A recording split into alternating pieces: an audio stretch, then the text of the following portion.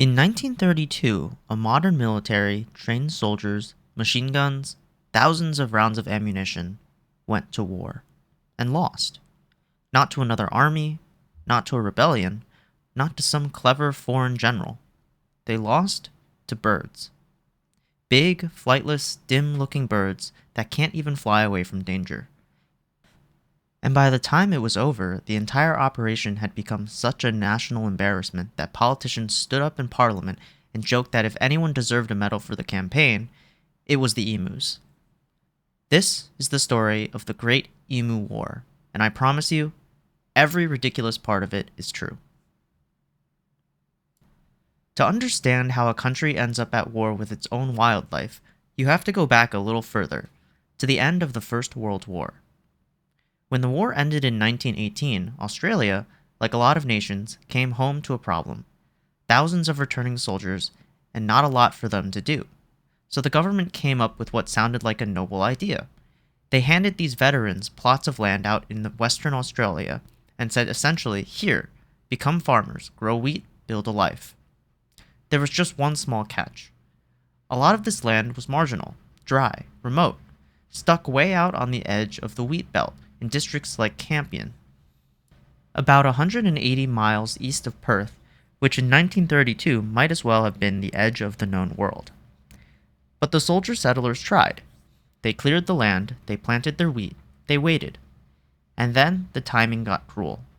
Because right as these farms were supposed to start paying off, the Great Depression hit. Wheat prices collapsed. The government had encouraged these men to grow wheat, had even dangled the promise of subsidies to help them. And then those subsidies didn't really materialize the way the farmers hoped. So now you've got struggling veterans on poor land, watching the price of their only crop fall through the floor. It's already a tough situation. And that's the exact moment that 20,000 emus show up. Now, if you've never seen an emu up close, let me set the scene. An emu is the second tallest bird on Earth. They stand up to 6 feet tall. They can sprint at around 30 miles an hour. They've got these long, powerful legs, a tiny head perched way up on a curving neck, and an expression that suggests absolutely nothing is going on behind the eyes. Every year, after their breeding season, emus migrate inland in search of water and food. And in 1932, on that migration, around 20,000 of them wandered straight into the freshly cultivated farmland of the wheat belt.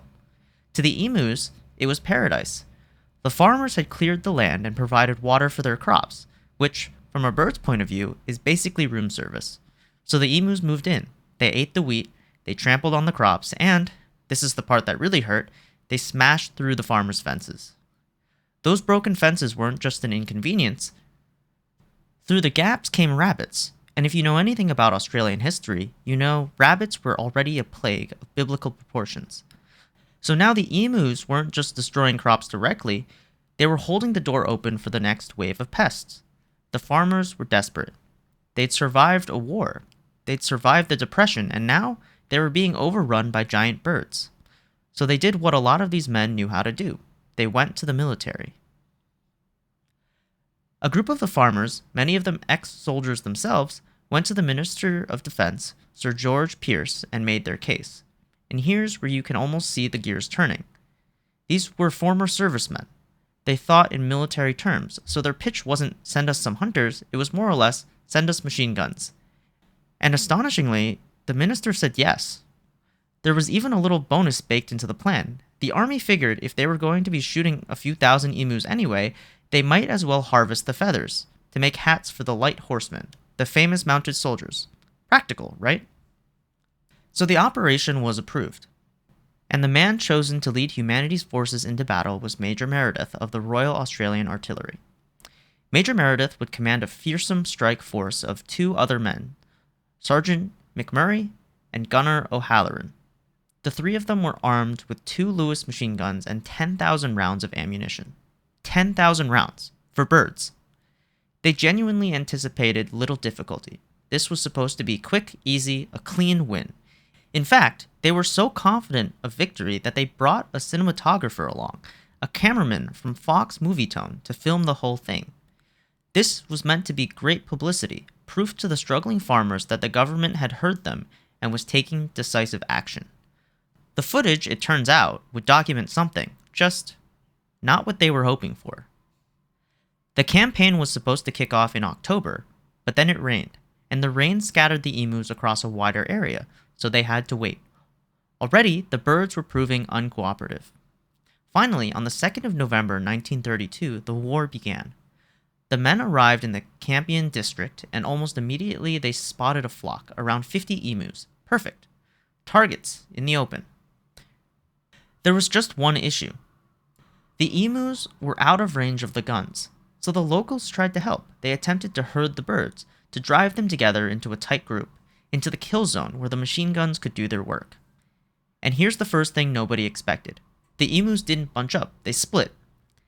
Instead of running together like a panicked herd, the flock broke apart into small scattered groups, sprinting off in every direction.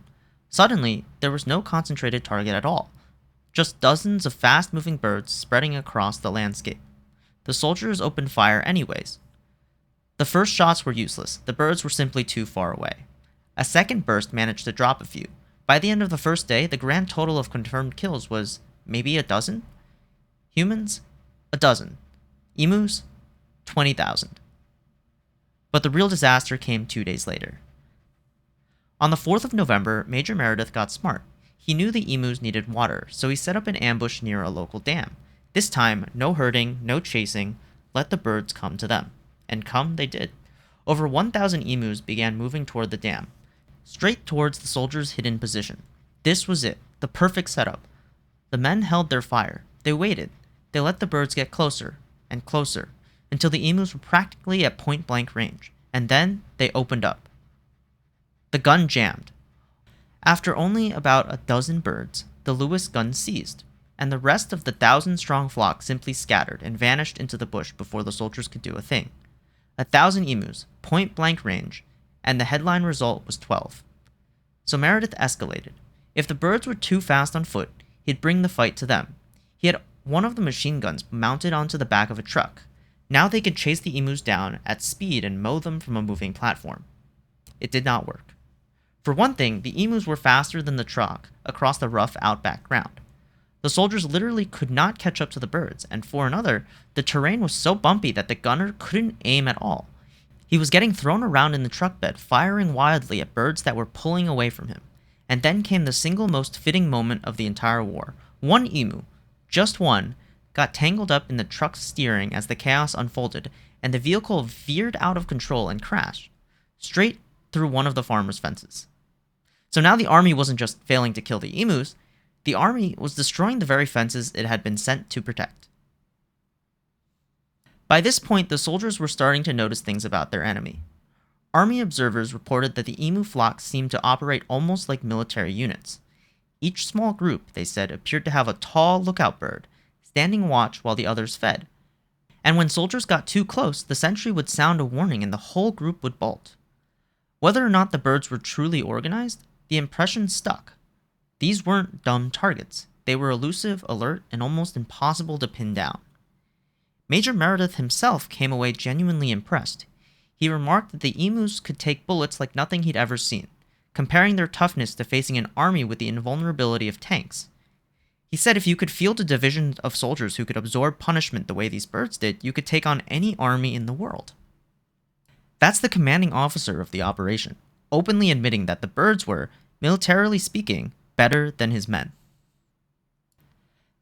After about 6 days in the field, the numbers were in, and they were humiliating. The official tally, somewhere around 2,500 rounds of ammunition fired, and roughly 50 emus killed. Some local accounts were more generous, claiming maybe 200 to 500, but even the rosiest estimate was a catastrophe of efficiency. On the 8th of November, Major Meredith and his men were withdrawn. And that's when the press got hold of it. The story of the failed Emu War spread fast, and it was merciless. Back in Parliament, members of the House of Representatives openly mocked the whole affair. One of the lines that survived is the suggestion that if any medals were going to be handed out, they should go to the emus, who had, after all, won every round so far. Even in the United Kingdom, people had heard about it, and there, conservationists were less amused, criticizing the campaign as an attempt at the mass destruction of a native species. The army had brought a film crew to capture a triumph. Instead, They documented a national punchline. Now, you'd think that would be the end of it, but the farmers were still being overrun. The birds obviously didn't care about the headlines, and they demanded the military come back. And after a report claimed around 300 emus had actually been killed, the minister agreed to redeploy. On the 12th of November, Meredith was sent back into the field, and this time it went a little better. With more experience, better positioning, and a lot more patience, the soldiers started to find a rhythm. In the early days, they took down around 40 birds. By early December, they were killing something like 100 emus a week. When Meredith was finally recalled on the 10th of December, he filed his report. His claim, 986 emus killed, using 9,860 rounds of ammunition, which works out to almost exactly 10 bullets per bird. He also claimed another 2,500 wounded emus had later died of their injuries. Now, these numbers have been heavily disputed ever since, and we'll probably never know the true figure. But sit with that ratio for a second. Even taking the Army's own best case math at face value, 10 machine gun rounds to kill one bird. So who won the Great Emu War? Officially, the humans walked away claiming a body count, but let's be honest about how the story is remembered, and remembered for good reason. The emus were never defeated. They were never driven out. The flock that invaded the wheat belt largely went right on doing what it came to do, and the proof is in what happened next. The farmers came back, again and again, asking the army to return in 1934, in 1943, in 1948. The machine guns, it turns out, were never the answer. You know what actually worked? Fences.